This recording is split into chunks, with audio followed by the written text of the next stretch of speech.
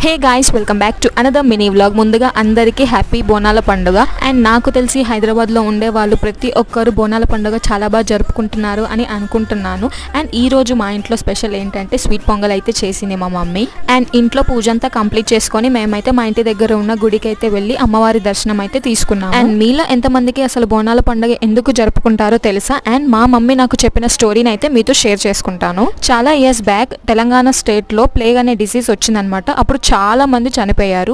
అలాంటి సిచ్యువేషన్లో సోల్జర్స్ అనే వాళ్ళు వెళ్ళి ఉజ్జయిని దగ్గరున్న మహంకాళి మాతకైతే మొక్కుకున్నారనమాట. నువ్వు మమ్మల్ని కాపాడితే మేమైతే నీకు ఒక గుడి కట్టి బోనం అయితే సమర్పిస్తాము అని ఆ సోల్జర్స్ అయితే ఇలా మొక్కుకున్నారు. సో కొన్ని డేస్ తర్వాత ప్లేగ్ అనే డిసీజ్ తగ్గిపోతుంది. దాని తర్వాత టెంపుల్ అయితే కట్టి కాళీమాతను అయితే పెట్టి ఎవ్రీ ఇయర్ బోనం అయితే సమర్పిస్తారు.